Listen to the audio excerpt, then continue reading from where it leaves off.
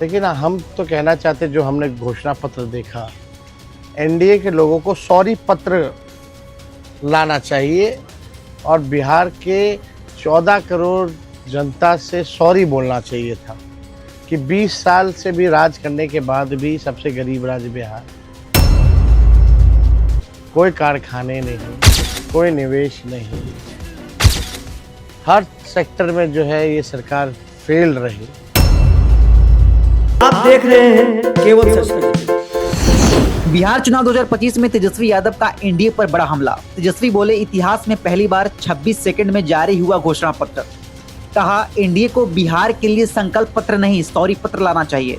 20 साल के झूठे और जुमलों का रिपोर्ट कार्ड है ये मैनिफेस्टो। तेजस्वी का तंज, बेसिक जरूरतें भी पूरी नहीं कर पाए, अब स्कूल कायाकल्प की बात कर रहे हैं। क्या जनता देगी एनडीए को माफी या जवाब?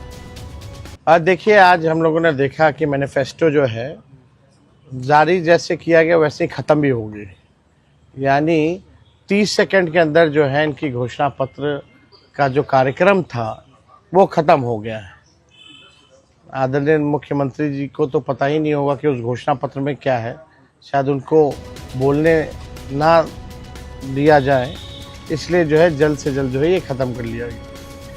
लेकिन हम तो कहना चाहते, जो हमने घोषणा पत्र देखा, एनडीए के लोगों को सॉरी पत्र लाना चाहिए और बिहार के 14 करोड़ जनता से सॉरी बोलना चाहिए था कि 20 साल से भी राज करने के बाद भी सबसे गरीब राज्य बिहार, कोई कारखाने नहीं, कोई निवेश नहीं, हर सेक्टर में जो है ये सरकार फेल रही, इसलिए इनको सॉरी पत्र लाना चाहिए था।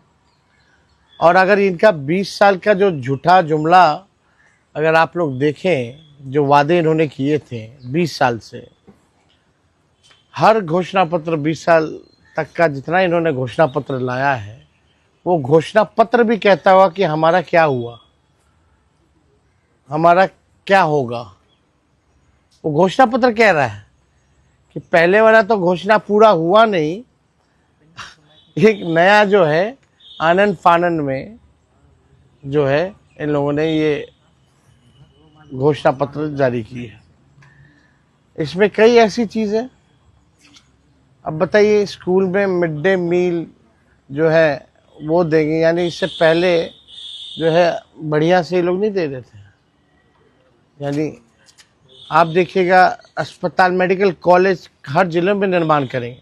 जो मेडिकल कॉलेज है वहाँ डॉक्टर नहीं है, नर्स नहीं है, दवा नहीं होता, इलाज नहीं होता, केवल खाका खड़ा कर दिया गया है, कुछ नहीं हो रहा। तो उस हिसाब से अगर आप देखें तो इन लोगों को सॉरी पत्र ला करके इन लोगों को माफ़ी, बिहार 14 करोड़ बिहार की जनता से माफ़ी मांगनी चाहिए। और ये तो ताज्जुब की बात है कि भाई 30 सेकंड में ही पूरा, हम लोगों ने भी घोषणा पत्र जारी किया, हम लोगों ने भी विजन को रखा, हम सब नेताओं ने अपनी बात को रखा। ये कौन सी बात हुई कि कोई बात ही नहीं की गई?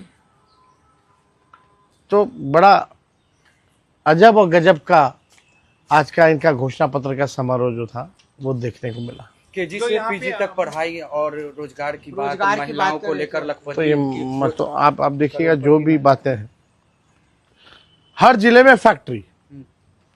भाई 20 साल से क्यों नहीं लगा रहे थे फैक्ट्री? और अमित शाह जी ने तो कह दिया कि भूमि की कमी है। तो ये केवल जुमला है। बिहार की जनता इनके चाल और चरित्र को पहचान चुकी है। इस बार करारा जवाब बिहार की जनता देगी। महागठबंधन की सरकार बनेगी और बिहार के लोग बेरोजगारी को ख़त्म करना चाहते हैं। इन लोगों ने इतना बेरोजगारी, महंगाई, गरीबी बढ़ा दी। आप देखिएगा, 94 लाख कैसे परिवार, गरीब परिवार का, उनका क्या है इसमें? उनको कैसे मुख्य धारा में लाएंगे? आर्थिक न्याय उनके साथ कैसे करेंगे? कोई बात नहीं, कोई जिक्र नहीं। आपने सरकारी नौकरी जो कहा उसको भी कॉपी कर आप बोलते हैं नकलची है। नकल तो कर ही रही है, हर एक चीज का नकल कर रही है। 1 करोड़ नौकरी और रोजगार देंगे।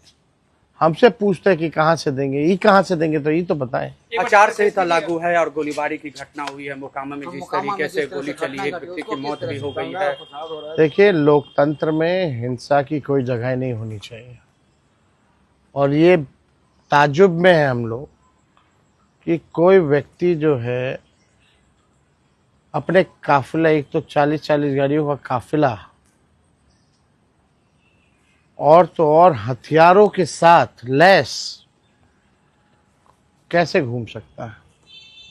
इलेक्शन कमीशन क्या कर रही है, प्रशासन क्या कर रहा है, अब तक क्या कार्रवाई की गई है।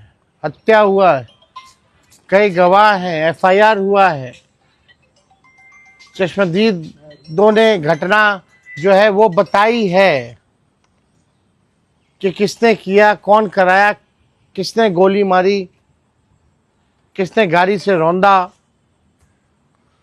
लेकिन प्रशासन के लोग चुप है, कोई कार्रवाई नहीं की गई। यही है ना, गुंडों को, अपराधियों को संरक्षण कौन दे रहा है। और जंगल राज की बात कर रहे हैं ये लोग, जिन लोगों ने अपराधियों को पाला पोसा बड़ा किया, केवल अपनी कुर्सी बचाने के लिए इस्तेमाल कर रहे हैं जो लोग, आज उन लोगों को संरक्षण दिया जा रहा है, और वही लोग जंगल राज की बात कर रहे हैं। इलेक्शन कमीशन को तो संज्ञान लेना चाहिए, सुमोटो लेना चाहिए कि ये कैसे हुआ, किस अधिकारी पे कार्रवाई हुई, एक पुलिसकर्मी पे, कोई डीएसपी एसपी के पे कोई कार्रवाई नहीं की गई। तो आप समझ जाइए बिहार में स्थिति क्या है। अब सच्चाई सामने आ गई, बिहार की जनता देख रही है।